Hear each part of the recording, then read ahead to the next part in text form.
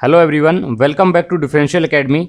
देखिए, हमने last video में डिस्कस किया था अपना हरियाणा एसएससी की मैथ, जो कि टेक्निकल मैथ को हम डिस्कस कर रहे थे। ठीक है, तो हमने अपना टॉपिक स्टार्ट किया था कॉम्प्लेक्स नंबर, और कॉम्प्लेक्स नंबर का फर्स्ट मॉड्यूल मैंने डिस्कस किया था। तो आज हम स्टार्ट करेंगे अपना second module of complex number. और जैसा कि मैंने फर्स्ट सेशन में बताया था आपको कि हर टॉपिक का हमारा सिर्फ 2 मॉड्यूल रहेंगे, और दोनों मॉड्यूल के अंदर हम कंप्लीट टॉपिक को डिस्कस करेंगे विद प्रीवियस ईयर क्वेश्चंस। ठीक है, तो जिन लोगों ने फर्स्ट मॉड्यूल नहीं देखा हुआ है तो एक बार वीडियो को आप नीचे डिस्क्रिप्शन में जाके आप देख सकते हैं कि सेकंड मॉड्यूल आपने स्टार्ट करने से पहले फर्स्ट मॉड्यूल एटलीस्ट एक बार गो थ्रू हो जाना है। ठीक है, उसके बाद बात करते हैं। देखिए, फर्स्ट मॉड्यूल में अगर थोड़ा बहुत मैं बता देता हूँ क्या हमने डिस्कस किया था। उसमें हमने देखा था कि क्या क्या हमारे कॉम्प्लेक्स नंबर होते हैं, कॉम्प्लेक्स नंबर को कैसे डील करते हैं। For example z is equal to a plus iota b। ठीक है, तो a हमारा जो पार्ट था वो हमारा रियल पार्ट था, और जो आयोटा b जो हमारा b पार्ट है वो हमारा क्या है, इमेजनरी पार्ट है। ठीक है, फिर उसके बाद हमने कुछ स्टैंडर्ड वैल्यूज़ देखी थी। फॉर एग्जांपल आयोटा क्या होता है, आयोटा स्क्वायर क्या होता है, iota power 4, iota power cube. ठीक है, इसके बाद हमने देखिए डिस्कस किया था हमने कॉन्जुगेट, कि अगर कोई भी क्वेश्चन आता है कॉन्जुगेट के ऊपर तो कॉन्जुगेट के क्वेश्चन कैसे कवर करने हैं। ठीक है, हमने ये कवर किया। और उसके बाद हमने कवर किया modulus of the complex number. अगर हमें कोई भी क्वेश्चन दे दिया जाता है, उसका मॉडुलस या मैग्नीट्यूड है वो हम कैसे निकालेंगे, वो हमने डिस्कस किया था। ठीक है, थर्ड टॉपिक हमने कवर किया था multiplicative index of a complex number. अगर हमें कोई भी क्वेश्चन देते हैं कि find the multiplicative index of a complex number z is equal to a plus iota b, तो वो हमारा क्या था, multiplicative index is equal to 1/z। ठीक है, और एक प्रॉपर्टी जो मैंने बताई थी आपको, वो वेरी इंपॉर्टेंट प्रॉपर्टी है। वो बताया था कि if a complex number is in denominator, तो हमें क्या करना है, उसको रैशनलाइज करना है, देन उसके बाद उसको क्या करना है, फर्दर ऑपरेट करना है। ठीक है, ये डिस्कस किया था। और ये कुछ मैंने प्रॉपर्टी बताई थी, z is equal to A plus iota B, ये हमारा कॉन्जुगेट प्रॉपर्टी है, ये मॉडुलस है, मल्टीप्लिकेटिव इंडेक्स है, और ये हमारी कुछ एसेंशियल प्रॉपर्टीज़ हैं। ठीक है, तो यानी कि क्या हमारा कि 70% हमारा जो आपका काम है वो हमारा ख़त्म हो चुका है। अब मैं बात करता हूँ, देखिए अब जो रिमेनिंग हमारे जो टॉपिक हैं उसके ऊपर। ठीक है, तो नेक्स्ट हमारा टॉपिक है, देखिए हमारा जो हमारा हरियाणा एसएससी के अंदर काफ़ी ज़्यादा रिपीट होता है, वो होता है आपका पोलर फॉर्म। ठीक है, polar form of a complex number. ठीक है, एक कॉम्प्लेक्स नंबर की पोलर फॉर्म को हम कैसे ऑपरेट करेंगे वो डिस्कस करते हैं। चलिए, ठीक है, तो सबसे पहले पोलर फॉर्म के बारे में बात करते हैं कि पोलर फॉर्म क्या होता है। देखिए, तो अगर फॉर एग्जांपल मैं मान के चलता हूँ कि मैंने आपको एक्सेस ले लिए हैं। ठीक है, तो अगर मैं मान लेता हूँ कि मेरे पास एक्सिस हैं, दैट इज़ वाई एक्सिस।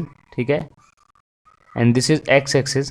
ठीक है, मेरे पास कोई आपका ये पॉइंट है जिसका कोऑर्डिनेट है आपका एक्स एंड वाई कोऑर्डिनेट है। ठीक है, ठीक है, और इसका जो लेंथ है वो मान लेता हूँ मैं, वो क्या हो जाता है आपका, लेंथ मान लेता हूँ आर है। ठीक है, तो इसके लिए अगर ये कॉरस्पॉन्डिंग थीटा एंगल बना रहा है, जो कि हमारा थीटा एंगल क्या है आपका, एंटी क्लॉकवाइज। ठीक है, मैंने एंटी क्लॉकवाइज को लिया है थीटा।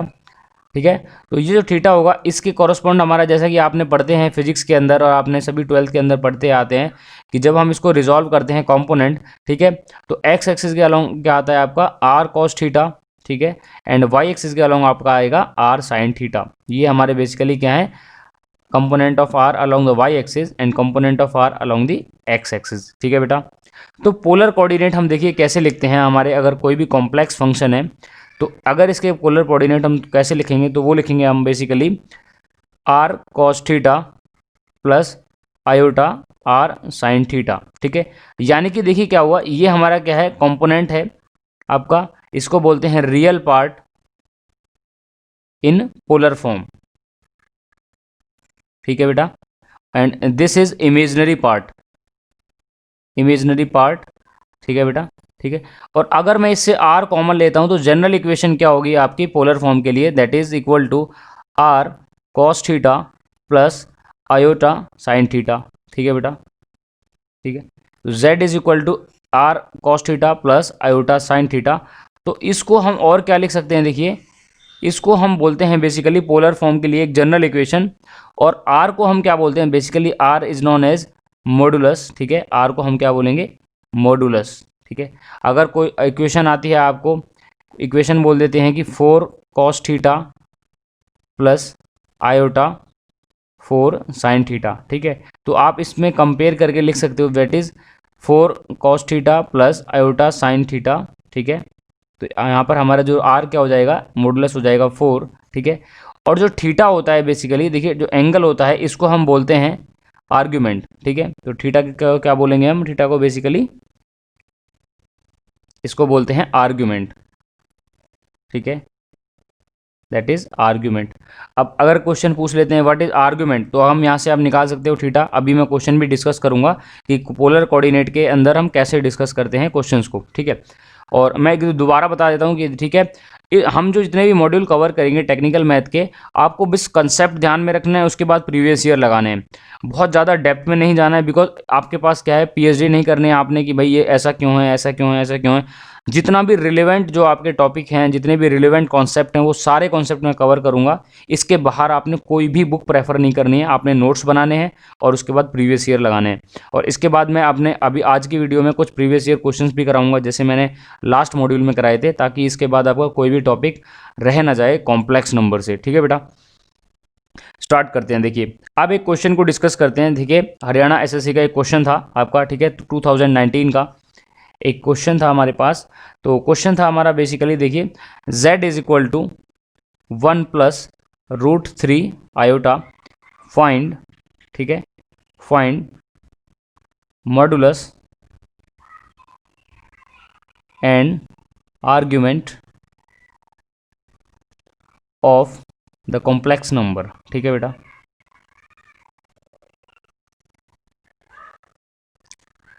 अब ये क्वेश्चन है, ठीक है, ये आपका आया था 2019 HSSC क्लर्क,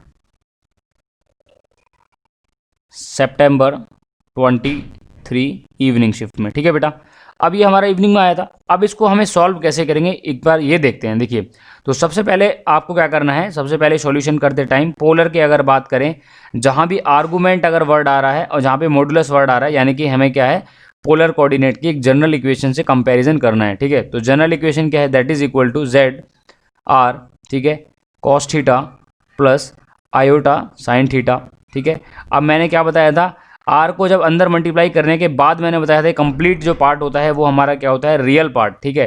तो रियल पार्ट के लिए हम क्या है, पहले मल्टीप्लाई कर लेंगे R cos theta plus iota sine theta into R, sorry. अब देखिए एक चीज़ आपको ध्यान में रखनी है, ठीक है, कि मैं यहाँ पे जितना आपको क्वेश्चन को एक्सपेंड कर रहा हूँ, बट आप लोगों ने इतना एक्सपेंड नहीं करना है। जब एक बार आप हैबिचुअल हो गए, फॉर्मूलेज गए, और एक बार आपको टॉपिक समझ आ गया, कॉन्सेप्ट क्लियर हो गया, तो आप सेकंड्स के अंदर क्वेश्चन को सॉल्व करोगे। आपको पता होगा z is equal to R cos theta plus iota sine theta, तो आप डायरेक्ट लिख दोगे हमारा real part is equal to 1 and imaginary part is equal to root 3, ठीक है। अब इसको कंपेयर करते हैं, ठीक है, गिवन क्वेश्चन से। गिवन क्वेश्चन क्या है हमारे पास, 1 प्लस रूट 3 आयोटा, ठीक है। आप देखिए that is the real part and this is imaginary part, ठीक है। Then real part is equal to क्या हो जाएगा, आर कॉस थीटा, ठीक है। तो रियल पार्ट हमारा ये है, यहाँ पे लिख सकते हैं on comparing the general equation, ठीक है। जनरल इक्वेशन को कंपेयर करने के बाद जो हमने रियल पार्ट करा है, ठीक है, तो देखते हैं आर कॉस थीटा हमारा क्या हो जाएगा, दैट इज इक्वल टू 1, ठीक है। और सेकंड हमारा इक्वेशन मान लेता हूं, that is equation number P, and second is R sine theta, that is root 3, ठीक है। आयोटा आयोटा हमें नहीं लेना है, मैंने बताया था कि आयोटा के साथ वाला पार्ट इमेजिनरी होता है, आयोटा को हम नहीं लेंगे इमेजिनरी के अंदर, ठीक है। तो आर कॉस थीटा ये हो जाएगा आपका पी, तो इक्वेशन नंबर क्यू, ठीक है बेटा। अब देखिए अब एक ऑपरेशन लगाइए, आपको पता है sign square theta plus cos square theta 1 होता है, तो आप यहाँ पे लिख सकते हो P square plus Q square, ठीक है। यानी कि ऑपरेशन क्या लगाया आपने, squaring the equation P and Q and add both the equation, ठीक है। यानी कि क्या है, दोनों को स्क्वेयर करा है मैंने और उनको क्या कर दिया है, ऐड कर दिया है, ठीक है। देखिए क्या हो जाएगा, तो आर कॉस थीटा का स्क्वेयर कर दिया, ठीक है, प्लस इसको ऐड करूंगा इसी के साथ, तो आर साइन थीटा का स्क्वेयर, ठीक है, और यहाँ पे हो जाएगा 1 का स्क्वेयर प्लस रूट 3 का स्क्वेयर, ठीक है बेटा। तो ये क्या हो जाएगा, देखिए R square cos square theta plus R square sine square theta, ठीक है, is equal to 1 plus 4, √3, sorry √3 into √3 कितना होता है बेटा, ये 3 हो जाएगा, ठीक है, दैट इज इक्वल टू 3, ठीक है। बहुत सिंपल है, बस मैं थोड़ा सा आपको स्टेप समझाने के लिए इसको ब्रेक कर रहा हूँ। तो cos square theta plus sign square theta ये आपका अंदर आ जाएगा, ठीक है, दैट इज इक्वल टू 4। तो यहाँ से आप कह सकते हो, आपको प्रॉपर्टी सबको पता है, ठीक है, कि sine square theta plus cos square theta is equal to 1, जो आपको पता होता है। तो ये आपको क्या हो जाएगा, R square into 1 is equal to 4 and R is equal to 2। तो यहाँ पे आप देख सकते हो, आपका क्वेश्चन में ऑप्शन था आपका, ठीक है, यहाँ पर 2, 3, 4, 5। तो यहाँ पे आप देख सकते हो मॉडुलस कितना आया आपका, मॉडुलस इज 2, ठीक है, क्लियर है, ठीक है। प्लस माइनस यहाँ पे कंसीडर नहीं किया है मैंने, आर इज इक्वल टू 2 हो जाएगा, ठीक है, बेसिकली। अब हमें नेक्स्ट पार्ट हमें क्या निकालना है, देखिए अब नेक्स्ट पार्ट हमें क्या निकालना है, वो निकालना है आपका आर्गुमेंट। अब आर्गुमेंट कैसे निकलेगा, देखिए आर्गुमेंट के लिए हम क्या करते हैं, सेकंड पार्ट इसका क्या है, आर्गुमेंट। आर्गुमेंट मैंने क्या बताया था, थीटा, यानी कि आपको थीटा कैलकुलेट करना है। अब देखिए मेरे पास इक्वेशन पी क्या थी, इक्वेशन में नंबर पी थी मेरे पास, देखिए इक्वेशन नंबर पी क्या थी मेरे पास, आपका ये equation R cos theta is equal to 1 and are sine theta is equal to √3, these are the two equation. तो अब मैं इसको लिख लेता हूँ, इक्वेशन क्या है हमारे पास, r cos theta is equal to 1 and are sine theta is equal to √3, ठीक है। अब आपको पता है sine theta upon cos theta क्या होता है, बेसिकली बताओ बेटा, sine theta upon cos theta क्या होता है, बताओ। एक तो आप यहाँ से कैलकुलेट कर सकते हो, बट आपको देखो आर निकल गया है, तो आप एक बार यहाँ से ट्राई करो कि cos theta is equal to 1/r है, ठीक है, और इसको क्या लिख सकते हो, 1/r की वैल्यू 2 है, तो cos theta is equal to 1/2। अब कॉस थीटा 1/2 कब होता है बताओ बेटा, तो कॉस थीटा 1/2 कब होगा, कॉस थीटा 1/2 कब होगा, देखिए आपको पता है कि π/3, यानी कि क्या है, कॉस 60 डिग्री, कॉस 60 क्या होता है, 1/2 होता है, यानी कि क्या है 60 डिग्री, और इसको लिख सकते हैं π/3, ठीक है। तो यहाँ पर आप लिख सकते हो cos theta is equal to cos π/3, ठीक है। तो आप कॉस से कॉस कैंसिल कर देते हो, आप यहाँ पे काट के नहीं दिखाते हैं बेसिकली ट्रिग्नोमेट्रिक फंक्शन में, तो थीटा हमारा क्या हो जाता है, ये π/3 हो जाएगा। आप यहाँ से देख सकते हो चीज़ ईजिली, ठीक है। और एक तरीका है इसका, ठीक है, आप यहाँ से भी देख सकते हो, sine theta is equal to √3/2। अब ये √3/2 है, अब √3/2 कब होता है, देखिए ये आपका क्या होता है, साइन 60। अब साइन 60 बेसिकली क्या होता है, √3/2 होता है, और साइन 30 होता है 1/2। तो इसको भी आप देख सकते हो यहाँ से, sine theta is equal to sine π/3, ठीक है, तो थीटा इज इक्वल टू π/3। तो किसी से भी ऑपरेट कर सकते हो अगर आपको पास एक बार हमने मॉडुलस निकाल लिया है, ठीक है। तो एक तरीका ये है। सेकंड तरीका क्या है, आप p/q को डिवाइड भी कर सकते हो, ठीक है। तो इक्वेशन p/q, ठीक है, या फिर आपका जहाँ भी आपको साइन दिखता है तो आप q/p भी लिख सकते हो, और इक्वेशन q/p। तो q/p क्या होगा आपका, r sine theta divided by R cos theta, ठीक है। तो आर साइन थीटा हमारा हो जाएगा R cos theta, R sine theta की वैल्यू √3 है, और ये आपका क्या है 1 है, तो आर से आर कैंसिल हो जाएगा, तो sign theta upon cos theta कितना होता है, टेन थीटा। और टेन थीटा √3 कब होता है बताइए बेटा, टेन थीटा √3 कब होता है, जब आपका थीटा का वैल्यू कितना होता है, π/3। तो यहाँ से भी आप कैलकुलेट कर सकते हो, दैट इज π/3, ठीक है। तो आपका आंसर क्या आया, आर्ग्यूमेंट इज π/3, यानी कि आप अगर कर्व से बताते हो तो यहाँ पे आएगा, ठीक है, that is this is the argument, ठीक है, π/3 यानी कि 60 डिग्री, ठीक है। और ये आपका वैल्यू है r, ये 2 हो जाएगा, ठीक है। तो आप ऐसे दिखा सकते हो इसको, ठीक है बेटा, ठीक है, that is r, this is r cos theta and this is r sin theta, ठीक है। ये मैंने कंप्लीट करा दिया है आपको, इससे कॉन्सेप्ट आई होप क्लियर हो गया होगा आप सभी को, ठीक है। तो ऐसा क्वेश्चन आता है, कई बार पूछ लेते हैं कि भाई आपको मॉडुलस बताओ, कई बार पूछ लेते हैं आपका क्या बताओ, आर्गुमेंट बताओ, ठीक है। अब मैं इसके देखिए आपके पास थीटा आ गया, मॉडुलस आ गया, तो आपके पास r की वैल्यू है 2 और थीटा है π/3, ठीक है। तो कई बार पूछ लेते हैं क्वेश्चन के अंदर, कैलकुलेट द जनरल इक्वेशन, फिर हमारा जनरल इक्वेशन और पोलर फॉर्म, ठीक है। तो पोलर फॉर्म की इक्वेशन क्या थी आपकी, r, ठीक है, cos theta plus iota sine theta, ठीक है। तो इसको आप और क्या लिख सकते हो, that is equal to 2 cos theta, theta हमारा क्या है π/3 प्लस आयोटा साइन π/3, ठीक है।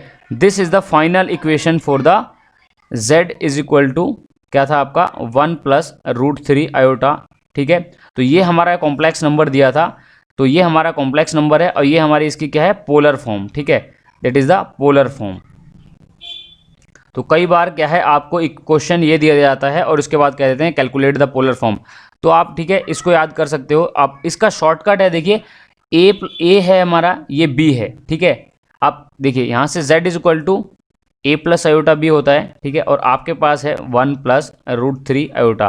तो क्वेश्चन एलिमिनेट करने का सबसे अच्छा तरीका है आपको सीधा याद रखो, आर हमारे जैसे मैंने बताया था क्या होता है ए स्क्वेयर प्लस बी स्क्वेयर, यानी कि real part plus imaginary part, जो कि हमारा क्या था बेसिकली एक मॉडुलस भी था हमारा, ठीक है, मॉडुलस भी हमारा कॉम्प्लेक्स फंक्शन का। तो ये क्या हो जाएगा आपका 1 का स्क्वायर प्लस √3 का स्क्वायर, तो ये आपका क्या हो जाएगा 3 square that is 4 under root and that is equal to 2। अगर आपको एलिमिनेट करना है आंसर, तो जहाँ भी आपको मान लो ऑप्शन में बाकी में हमारा जो मॉडुलस है वो 2 की जगह 4 5 6 है, तो आप इजीली एलिमिनेट कर सकते हो, ठीक है। बट आपको अगर निकालना है आर्गूमेंट, तो उसके लिए आपने क्या है साइन थीटा और कॉस थीटा में कन्वर्ट करके उसके बाद उसको क्या करना पड़ेगा, पी क्यू इक्वेशन को या तो आप स्क्वायर और ऐड कर सकते हो या फिर आप उनको डिवाइड कर सकते हो, ठीक है। तो ये कंप्लीट क्वेश्चन हो गया, यहाँ पे हमने कवर किया है आर्गूमेंट और बेसिकली आर्गूमेंट और आपका कॉम्प्लेक्स फंक्शन के कैसे हम पोलर कोऑर्डिनेट निकालते हैं, मॉडुलस कैसे निकालते हैं, ठीक है। अब मैं कुछ देखिए आप कुछ प्रॉपर्टी दिखा देता हूँ आपको आर्गुमेंट की। तो आर्गुमेंट की कुछ प्रॉपर्टी होती हैं, ठीक है, वो आप थोड़ा सा ध्यान में रखना, कई बार डायरेक्ट प्रॉपर्टी बेस्ड आते हैं क्वेश्चन, ठीक है। Properties of some properties of argument, ठीक है।